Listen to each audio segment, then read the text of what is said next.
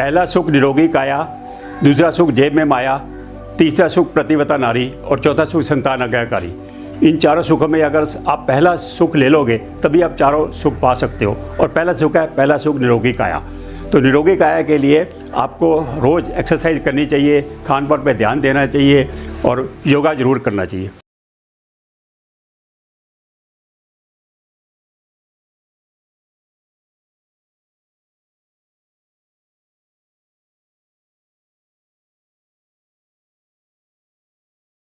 मैं जो आज 72 में इस एज में भी टिच फिट रहता हूँ, मेरा उसका राज यही है कि मैं योगा भी करता हूँ, साइकिल भी चलाता हूँ और सबसे बड़ी अच्छी बात ये जो साइकिल है ये स्पेशल साइकिल है।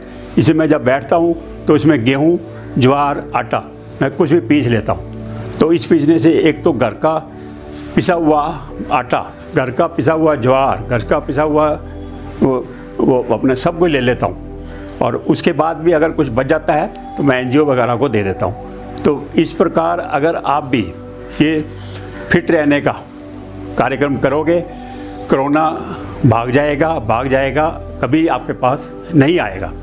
आप सबका बहुत बहुत धन्यवाद। भगवान का हूँ बंदा, मेरा नाम है अशोक खरबंदा। नमस्कार, KCCN न्यूज़ में आपका स्वागत है। आज हम भारत के मशहूर जादूगर अशोक खरबंदा जी से क्षेत्रीय मुद्दों पर पुनः बात करेंगे। अशोक जी, KCCN न्यूज़ में आपका स्वागत है सर। सबसे पहले जानेंगे जो लगातार दिल्ली में जो प्रदूषण फैलता जा रहा है सर, दिल्ली सरकार बिल्कुल अपने कान बंद कर रखी, क्या कारण है सर? क्यों चुप्पी साधी हुई है दिल्ली सरकार? के चुनाव नजदीक है, यही कारण है सर? ऐसा है कि दिल्ली में पिछले 8-9 साल से, जब से हमारे माननीय मुख्यमंत्री केजरीवाल जी आए हैं और तब से कह रहे हैं कि मैं वो वहाँ पे सारे दिल्ली में वो जो है ना टावर लगवा दूंगा, वो बंद हो जाएगा, ये हो जाएगा। लेकिन जो है ना मेन रीजन जो है ना ये इसका बढ़ने का, उसका ये है कि 9 सालों में फ्री के चक्कर में, वो कहते हैं फ्री करके 9 साल में 9 गुना दिल्ली और NCR की आबादी बढ़ गई है। तो इसलिए दिल्ली NCR में सबसे ज़्यादा पोल्यूशन हो गया है। और सबसे बड़ी बात है कि वो जो पैसा पोल्यूशन पे खर्च करना चाहिए था वो इन्होंने जो है ना इलेक्शन पे कर रहे हैं कि आज अगर पंजाब को जीता है, थोड़ा सा पहले गुजरात में पहुंच गए, अब जो है राजस्थान, मध्य प्रदेश वहाँ भी पहुंच गए। तो उनके लिए पैसा तो चाहिए ना, तो पैसा कहाँ से खर्च होगा? तो यही से हो रहा है। और या फिर विज्ञापन में खर्च होता है और कहीं पे कोई काम नहीं हो रहा, कोई सड़कें नहीं बन रही। जब से MCD में आए हैं ये कह रहे हैं जी हम तो 15 सालों का ये काम कर दिया, एक भी सड़क कहीं दिखा दो तो मान जाऊंगा, कोई नहीं बनी।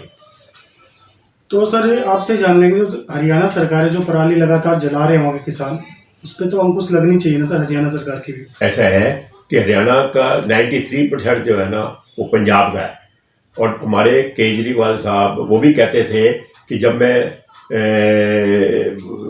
जो है पंजाब में हम आएंगे सबसे पहले हम पराली बंद करेंगे। और बार बार यही कहा करते थे कि पंजाब में से पंजाब की जो पराली जो है ना वो जल रही है। खुद कहते थे 90% जो है पराली जो है पंजाब की है और 10% जो है ना हरियाणा या यूपी की है। और अब ये जब उनको वहाँ से जीत गए और अब इनको पता है कि वो हमारा वोट बैंक बन गया है और वो अगर हम कुछ किसान के विरुद्ध करेंगे तो वो हमारा वोट बैंक खिसक जाएगा।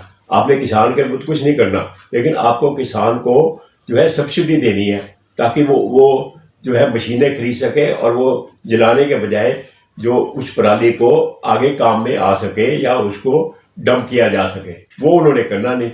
इसलिए वो बार बार जो है ना अब हरियाणा के ऊपर थोप रहे हैं। इवन आज जो है वो पेपर में भी आ गया है, सारे पेपरों में आया हुआ है कि 93% जो है ना वो पंजाब का रोल है पराली का, सिर्फ 7% है हरियाणा और यूपी का। और उसके एक और बात भी है, ये जो पोल्यूशन हो रहा है और बार बार जो है ना ये इसका वो कहा जाता है और बार बार जो है पटाखे बंद कर देते हैं। अब ये दिवाली पे कहेंगे जी बैन, 1 महीने के लिए पटाखे बैन। पहले क्या होता था, सिर्फ 2 घंटे के लिए लोग पटाखे जलाते थे और उसके बाद जो है ना सारे महीना कोई नहीं जलाता था। उनको पता है कि 2 घंटे हमें छूट मिली है, सुप्रीम कोर्ट ने भी 2 घंटे के लिए छूट दी थी। अब इन्होंने क्या करा, नहीं जी पूरा 1 महीना पटाखे बैन। अब पटाखे 1 महीना बैन कर दिया लेकिन उसको बैन को इम्प्लीमेंट कौन करेगा? 1 महीना पहले पटाखे शुरू हो जाते हैं। हमारे कितने में रोज सुबह शाम पटाखे 1 महीने से बज रहे हैं, कोई पूछने वाला नहीं है। बच्चे बजा रहे हैं, उनको कोई नहीं पता। अब बच्चों को जो है ना, ये क्या पता कि रूल क्या है। वो तो अपना मस्ती में सारे कर रहे हैं। अगर उनको 2 घंटे का टाइम दिया होता तो ये सारे महीने पटाखे बजते ही ना। और इसमें अगर मान लो 2-4% जो है रोल है वो भी खत्म हो जाता। तो इन्होंने उल्टा बैन करके ज़्यादा लोगों को मौका दिया कि आप जो है ना ज़्यादा इसको पटाखे छोड़ो। सर आपसे जानने की कोशिश करते हैं कि जिस तरह दिल्ली में प्रदूषण का लेवल बढ़ता जा रहा है सर, इससे ऐसा रहता है कि लोगों को स्वास्थ्य पे भी बहुत ज़्यादा हानि पड़ेगा आने वाले समय में। ऐसा है कि जो प्रदूषण है ना, वो मैंने अभी 4 दिन पहले ये लिखा था ट्विटर पे। मैं ट्विटर पे रोज कुछ ना कुछ लिख रहा हूँ। उसमें 4 दिन पहले लिखा था कि हमारे केजरीवाल जी ने हाथ खड़े कर दिए। अब उन्होंने कह दिया हाथ खड़े कर दिए, और अब ये जो प्रदूषण है ये है भगवान भरोसे या मोदी जी के भरोसे, यानी केंद्र के भरोसे। और मजेदार बात देखो कि आज रात को इतनी बारिश हो गई कि सारा पोल्यूशन ही खत्म हो गया। सिर्फ 80 रह गया वो उसमें लेवल। तो ये जो है ऊपर वाला ही हमारे लिए कुछ कर रहा है। अगर हमने ऊपर के भगवान भरोसे ही बैठना है तो आपका क्या मायने है? सुप्रीम कोर्ट ने इतनी फटकार लगाई, उसके बाद भी वो उनको समझ ही नहीं आती। तो इसके लिए सबसे बेस्ट तरीका है कि इसको सीरियस से देखा जाए और सीरियस से इसको किया जाए। वो बार बार केंद्र कह रहा है कि हमारे पास आओ, बैठ के इसका हल निकालो। और इनको केंद्र से अपनी अकड़ इतनी है कि केंद्र से बात नहीं करनी, केंद्र से साथ हमेशा लड़ाई करनी है, लेफ्टिनेंट गवर्नर से भी हमेशा लड़ाई करनी है। अगर आप प्यार से चलोगे तो सारे काम हो जाएंगे। आपको पता है कि जब वो शीला जी थी 15 साल राज किया दिल्ली में, और मदन लाल खुराना जी थे। कभी मदन लाल खुराना जी भी चीफ मिनिस्टर बने थे। उनको भाई बहन का रिश्ता था। कभी आज तक ये नहीं सुना कि आपस में तकरार हो। जो भी अच्छा सिस्टम होता था उसको मिल बैठ के कर लेते थे। वो मिल बैठ के ये करने को राजी नहीं है। इसको सिर्फ वोट बैंक की पड़ी है। तो कहीं ना कहीं लगता है सर दिल्ली सरकार सिर्फ वोट बैंक की राजनीति कर रही है दिल्ली के अंदर। कुदरत का करिश्मा रोज रोज तो होगा नहीं, बारिश रोज रोज तो होगी। बिल्कुल सही कह रहे हो। किस तरह से मैजिक किया जाएगा सर दिल्ली का प्रदूषण को रोकने के लिए सर? ऐसा है, इसको रोकने का इसलिए किया जाएगा, एक तो जो है ना सारी सड़कें जो है नई बना दी जाए, और दूसरा पानी का छिड़काव किया जाए। आराम से सारा कुछ हो जाएगा। अब कहीं भी जाओ धूल उड़ रही है, सड़कों पे जो है ना सड़कें बनी नहीं है। अगर चकाचक सड़कें हो जाएंगी तो कहीं भी जो है ना वो आधी तो प्रॉब्लम वैसे ही धूल की भी और पोल्यूशन की खत्म हो जाएगी। और ये जो दूसरा, कहीं पे भी जो बाहर से लोग आते हैं उनको जो है वो ये कहो कि आप फ्री है बिजली पानी है, वो कहता है जी चलो कहीं ना कहीं जो है ना झुग्गी झोपड़ी बसा लो। कल को जो है झुग्गी झोपड़ी हमारी रेगुलर हो जाएगी। कहीं भी कोर्ट के ऑर्डर आते हैं झुग्गी के कि ये जो है रास्ते में रुक रहे हैं, ये ज़्यादा मतलब परेशानियां कर रहे हैं, तो उसके बाद वहाँ पे जाके धरना पे बैठ जाते हैं। कोई एक झुग्गी नहीं टूटेगी। इसके कारण ही सारा जो है ना ये प्रॉब्लम आ रही है, क्योंकि इनको सिर्फ वोट बैंक देखना है। अच्छा, जो वोट बैंक देखेंगे उसको कहेंगे जी आप जो कुछ मर्जी करो। इन्होंने 200 यूनिट जो है बिजली फ्री करी है। मैं कई बार झुग्गी झोपड़ी में मैजिक शो दिखाने गया हूँ, वहाँ मैंने देखा है कि वो हीटर में पानी जला रहे हैं, और वो कहता है जी हमारे यहाँ 200 की छोड़ो, हम तो हीटर में पानी जलाते हैं, उसी से खाना बनाते हैं, उसी पे गर्म करके सर्दियों में नहाते भी हैं, और बिल हमारा आता नहीं है।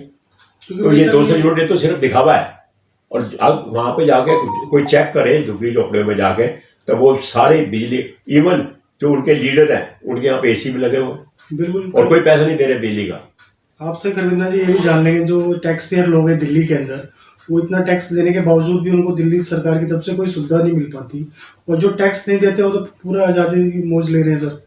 किस तरह की राजनीति हो रही है दिल्ली में?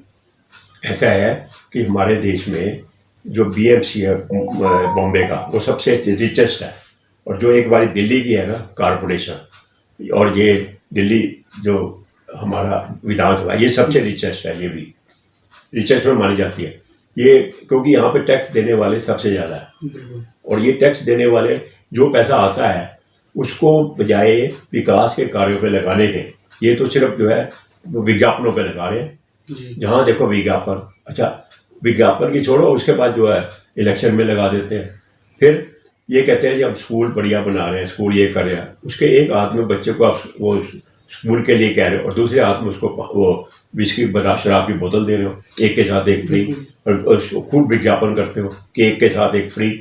तो वो जो बच्चों का कोमल मन होता है, बार बार उनको इस शराब का वो करोगे तो ये तो हो जाएगा मुश्किल।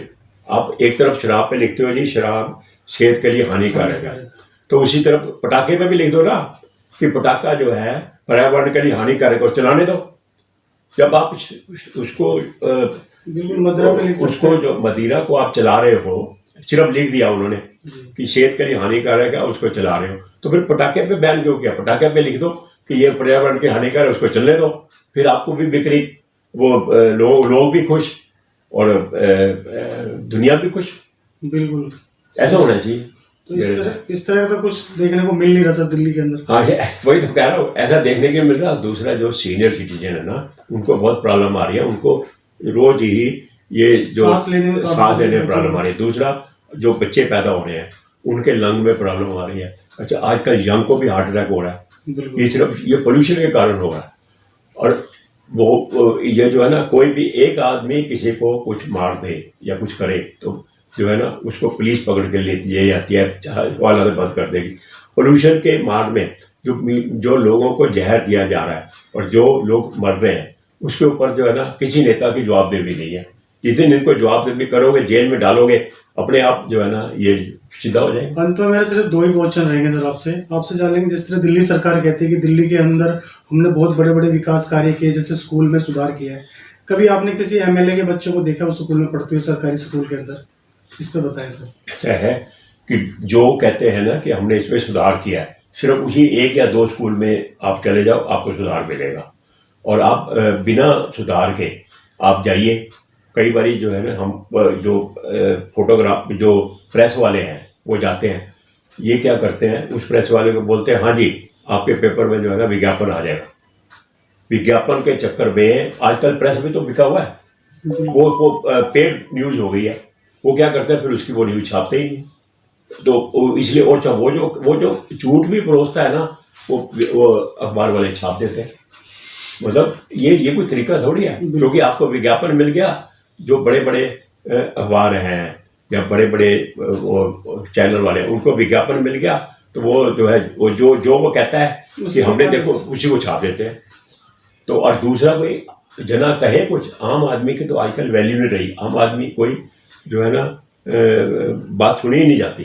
बिल्कुल सर। पैसा फेंको, तमाशा देखो, ये हो रहा है हमारे दिल्ली में। आपका मैजिक शो होने जा रहा है दिल्ली के अंदर, उस पर एक नजर डालिए सर दर्शकों को। नहीं, मैजिक शो क्या, अभी वो ट्रेड फेयर में हमारा 14 नवंबर से शुरू हो रहा है, उसमें भी है। आप ट्रेड फेयर बहुत शानदार इस बार हो रहा है, उसमें आप आना। हमारा भी है, हमारे बेटे राहुल खरबंदा का भी वहाँ कार्यक्रम होगा। तो मैं आप सबको, दर्शकों को यही कहूँगा कि बहारें आएंगी तो फूल भी खिलेंगे, बहारें आएंगी तो फूल भी खिलेगा। दिवाली की जो है ना इस शुभकामनाओं के साथ एक बार हम फिर हर बार मिलेंगे। धन्यवाद। बहुत बहुत धन्यवाद खरबंदा जी, आपने समय निकाल के हमसे बात की सर। शुक्रिया, धन्यवाद आपको। धन्यवाद।